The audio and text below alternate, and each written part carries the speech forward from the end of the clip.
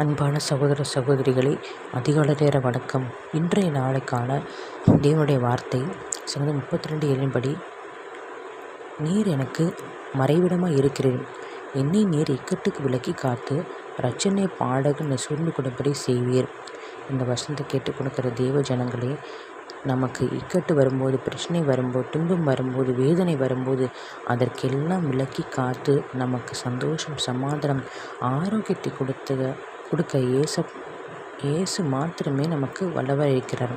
உங்களுக்கு ஜெபிக்கிறேன். கர்த்தாவே, ஸ்தோத்திரம். கர்த்தாவே ஏசப்பா, எந்த சூழலும் நாங்கள் ஸ்தோத்தரித்து தகப்பனை மகிமைப்படுத்தி அதிகாலம் இந்த கிருபை பெற்றுக்கொள்ள எங்களுக்கு கிருபை தாரும் ராஜா.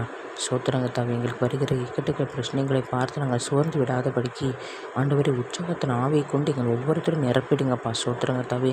எங்கள் எல்லோரும் இக்கட்டுக்கு விலக்கி காத்து கொடுக்கிற தேவனுக்கு கோடி ஸ்தோத்திரம் கர்த்தாவே. நன்றி ராஜா. ஏசப்பா, நீர் எங்களுக்கு நியமித்திருக்கிற பணியோட தூதரை கொண்டு எங்கள் ஒவ்வொருவரையும் கண்ணோக்கி பாதுகாத்து வருகிறதுக்கு கோடி நன்றிப்பா. ஸ்தோத்திரம் கர்த்தாவே. விதிகான மகிமையாவையும் இயேசு கிறிஸ்துவுக்கே செலுத்துகிறேன். மீட்பெரும் இரட்சகமாகிற இயேசு கிறிஸ்து இன்ப நாமத்தில் ஜெபிக்கிறேன் என் ஜீவன் நல்ல பிதாவே. ஆமேன்.